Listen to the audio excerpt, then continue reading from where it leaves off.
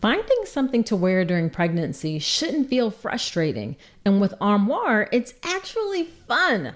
Armoire is a clothing rental membership that gives you access to high quality, beautiful pieces that fit your changing body and your style. You take a quick 5-minute style quiz, pick what you love, and fresh styles show up at your door in as little as 2 days. I recently tried Armoire and y'all, I loved the dress they sent. It was flowy, flattering, and it had pockets. I felt so good wearing it. You know that feeling when something just fits right? That's what Armoire delivers. And for you, Armoire is the answer to feeling cute and confident in maternity clothes without spending a fortune. No more clutter, no more wasting money on clothes that won't fit in a month. Just stylish, feel-good options on your terms. Right now, my listeners can give Armoire a try and get up to 50% off their first month. That's up to $125 off. Just visit armoire.style/Dr. Nicole. That's armoire.style, ARMOIRE.style/Dr. Nicole to get up to 50% off your first month and never worry about what to wear again. Try Armoire today. The beauty of motherhood lives right alongside the struggle. You will love your child with every fiber of your being, but that doesn't mean it's always easy. In fact, sometimes it's incredibly difficult. Today, I'm sharing the 10 best and worst things about being a mom. The real, the raw, and the wonderful. And whether you're a first-time mom to be, a seasoned mom, or somewhere in between, this one is for you.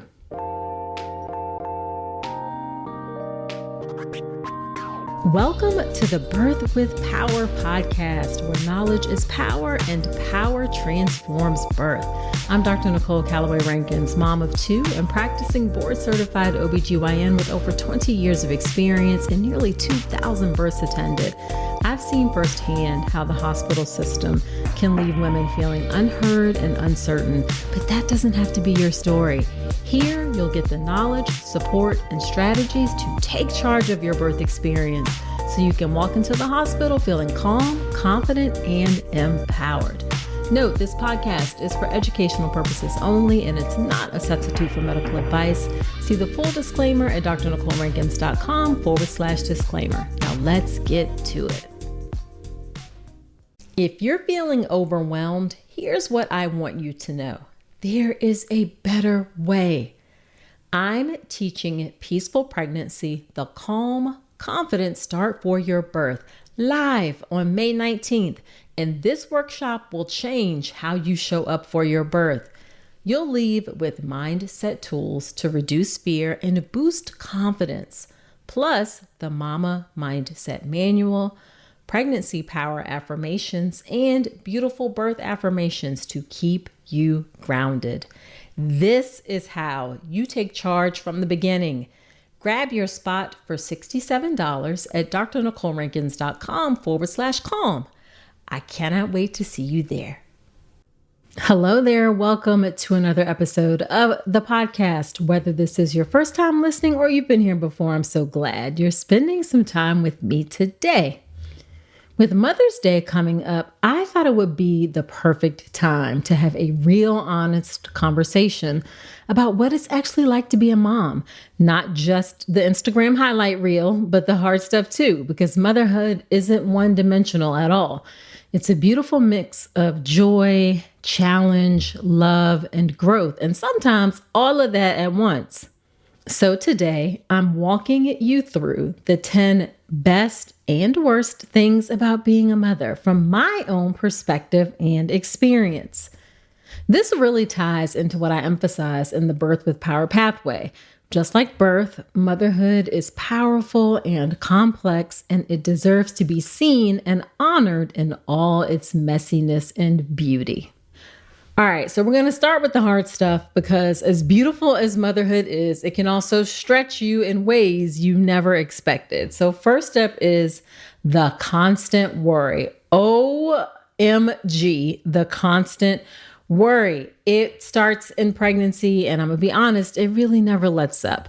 For me, it began when I was pregnant with my first daughter. I had a big bleeding episode in my first trimester. Then she was diagnosed with a rare intestinal malformation. She was born prematurely, spent a month in the NICU. I've talked many times about that experience and how it changed me forever.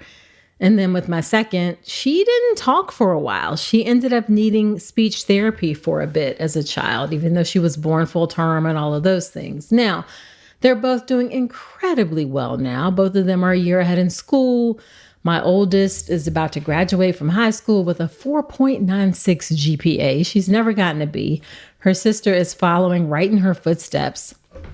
But still, the worry never really goes away, or there's something else to worry about. Like, I may not worry about them academically, but are they safe? Are they okay in school? Do they have friends? What about dating? The worry is always there. Number 2, feeling like you're not enough. Okay, listen, I am not the best cook. I am impatient. I am pretty terrible at helping with homework. I feel like a complete failure when it comes to regulating electronics. Did a terrible job at that. And then as they get older and start approaching adulthood, I find myself asking, have I done enough to prepare them for the real world? They've had a fairly sheltered existence, and sometimes I worry if they're truly ready. But here's what I hold on to. They know that I love them and that I will always be here for them in this life and even beyond this life. And also, they see me do hard things. Like they've seen me build this whole online business and a podcast from scratch with no roadmaps. I've shared with them about the risk that I've taken, the mistakes that I've made, and how I keep going. And that matters too. But still, that guilt creeps in. I am always asking myself, am I doing enough? Have I done enough? Number 3 is losing pieces of your old self. Motherhood changes you mentally, emotionally, and physically. And after 2 pregnancies, both of which actually I had extra amniotic fluid, and for both I had 2 C-sections. My abdominal muscles, of course, will never be the same. And also, don't judge me, but I remember before I had children, I could sit on the couch and watch Law and Order reruns 4 hours. My favorite was SVU. I could sleep in past 8:30 in the morning. Those days are long, long gone. I can't remember the last time I've slept in really past probably like 8 o'clock, 8:15 if I'm really, really tired. And while I wouldn't trade what I have now for anything in the world, it's okay to grieve who you were before. That doesn't make you selfish. It really just makes you human. Okay, number 4, the mental load. Listen, there is always, and I mean always, a to-do list. Doctor's appointments, forms, school emails, birthdays, dinner, snacks, all of the things. Then on top of that, there's a list for your job if you work outside the home. And then let's not forget trying to take care of yourself and your own needs too. Now, I'm incredibly grateful that I have a ton of help from Falcon, my husband, but it's still a lot. Even when you're not actively doing something, your brain is constantly running in the background, trying to keep everything together. And I'm not going to lie, it's exhausting.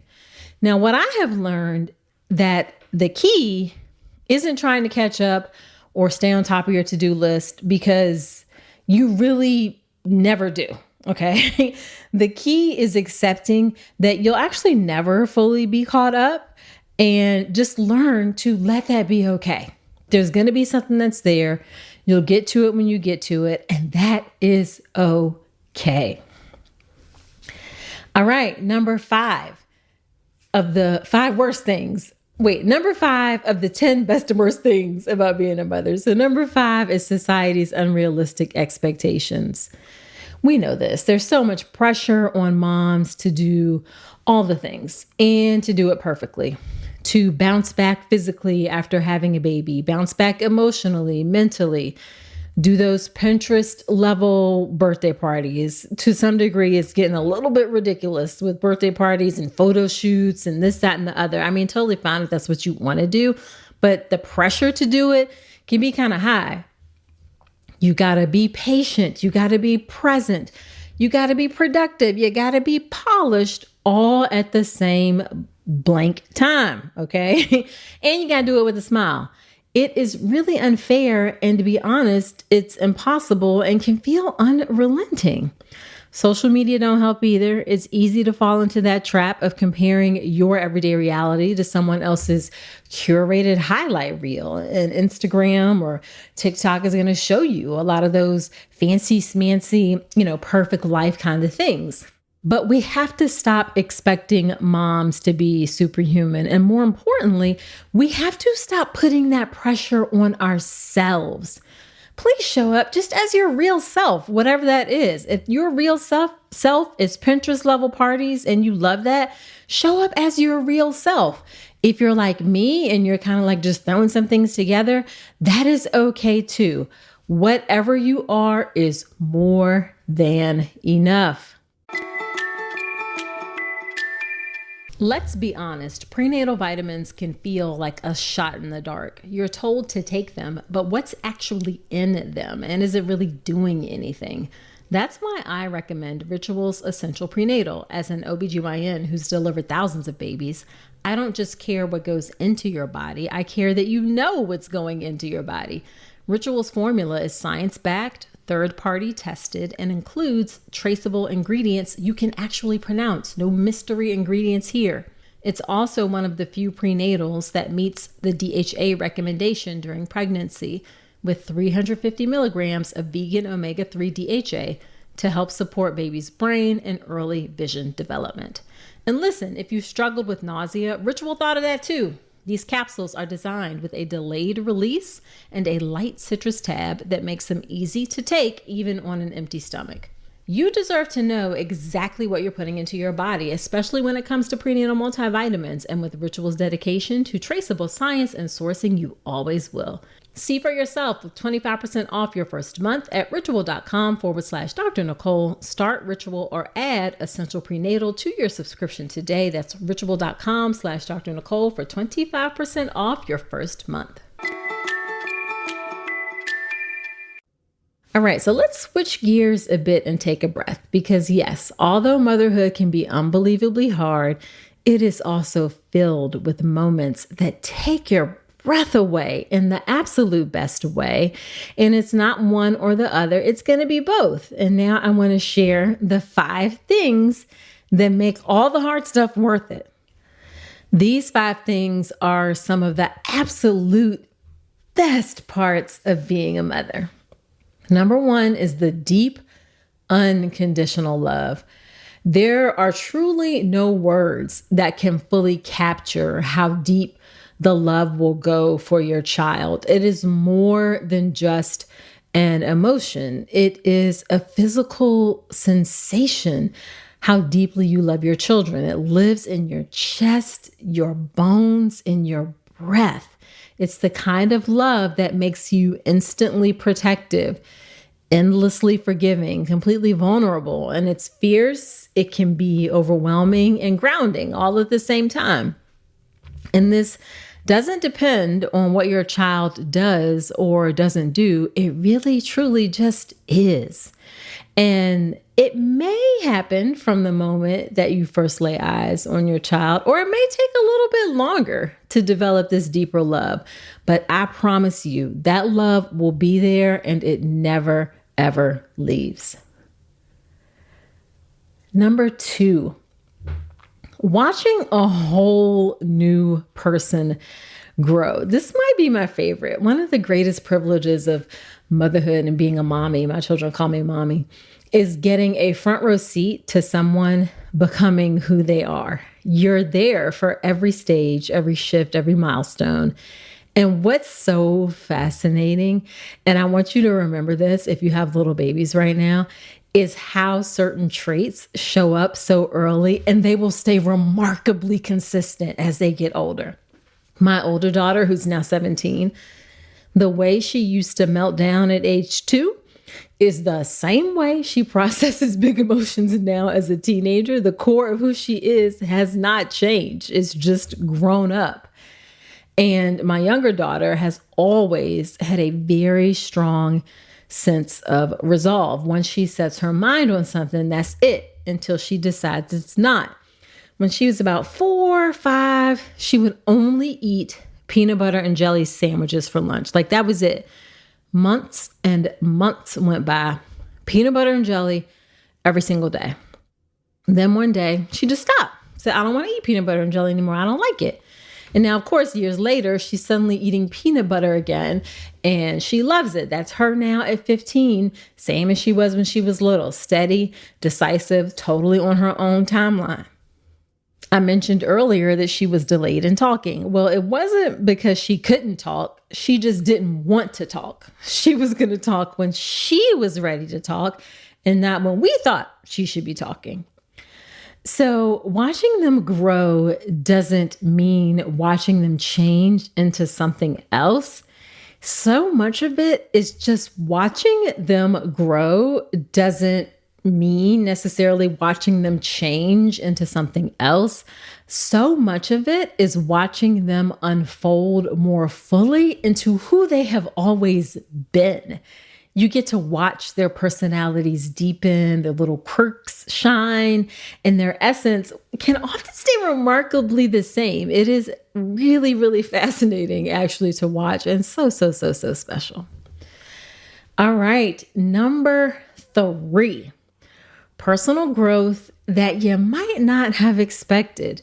Motherhood can grow you in ways you never imagined, or sometimes ways you didn't even necessarily want, or ways that can be a bit challenging. One of the biggest lessons I've learned is how to apologize and the power of apology.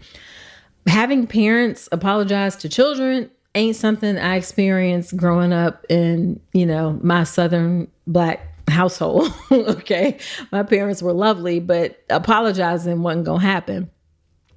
But that's something that I wanted to model for my girls, something that I do model. And I've had to model it because there have been times, not a ton, but more than I'd like, when I've regrettably lost my cool, especially with my older daughter who has a very strong personality and a very strong mouth. She's going to get that last word in, okay? And there are moments where I didn't respond with the patience or grace that I wish I had. But what I've learned is that it's okay for me to take a break, go back and say, I'm sorry. And I can do that while still holding my role as the parent, someone with more knowledge, more experience, but still honor their perspective and admit when I've messed up. That is not weakness, that is growth. And it's a very powerful thing, actually, to show your children. Okay, number 4, the little moments of just pure joy. This is also one of my favorite ones. It's not always the big milestones that leave the biggest imprint. It's going to be those little moments, the belly laughs over something so completely silly, hugs out of nowhere, quiet talks in the car where they open up, watching your children, if you have more than one, when they connect with each other. All of these things can fill your heart in ways you didn't even know were possible. And then one of the wildest joys you will experience is when you see yourself outside of your body, okay? Like your child is going to say something or move a certain way, and it's like looking in a miniature version of yourself. Now, sometimes I'm not going to lie, you see your not so great traits too. My oldest has definitely inherited my impatience. We share that together and laugh about it. And my younger one, she's got a bit of my pettiness. I'm not going to lie. But I love all of it. It's funny. It can be humbling. It's just magical, truly, truly magical. Those everyday moments, those are the ones that can often end up meaning the absolute most. And then number 5, motherhood brings a new kind of community. It connects you to people in a whole new way. And it's not just about finding mom friends. It's about an unspoken bond you'll share with other mothers. That knowing glance from a stranger in the grocery store, if your child is melting down, that's some solidarity there. It's I see you. And you will come to realize that no matter how different your background or your parenting style, there's a lot of shared understanding of what it means to care for another human being with everything you've got. And when you are able to connect with people, whether in person or even virtually, you're reminded that you don't have to do this alone. And actually, you were never meant to do this alone. So just for some final thoughts, motherhood is absolute power. Being a mom, a mommy, as I am, is one of the most challenging, humbling, soul-stretching things I've done, but it is also the most meaningful. It brings out the best and sometimes the worst in you because you care so deeply. It tests your limits. It expands your heart. Some days you feel like you are crushing it, and other days you're like, I'm hiding in the bathroom because I'm a failure. All of that is okay. It's not supposed to be perfect. It's real. It's complicated. It's beautiful. It's messy. And your experience will be uniquely yours. So this Mother's Day, give yourself grace. Celebrate the parts of you that show up, even when it's hard. Know that you are not alone in the struggle and that the love you give, imperfect and all, is more than enough. You're doing better than you think. You're enough, you're powerful, and you are a great mom. So that's it for this episode. If you found it helpful, share it with a friend because every pregnant woman deserves to feel informed and empowered. Also, subscribe so you never miss an episode. And if you love the show, I'd really love you leaving a quick review in Apple Podcast. It helps more moms to be find birth with power, and it helps them step into birth with confidence, just like you. And of course, I'd love to hear from you. What's your favorite thing about being a mom? What are you most looking forward to? What's something you wish more people understood about it? DM me on Instagram at Dr. Nicole Rankins. Let's celebrate motherhood in all its messy magic. Now, do me one more favor. Come on back next week and remember to trust your power and take charge of your birth.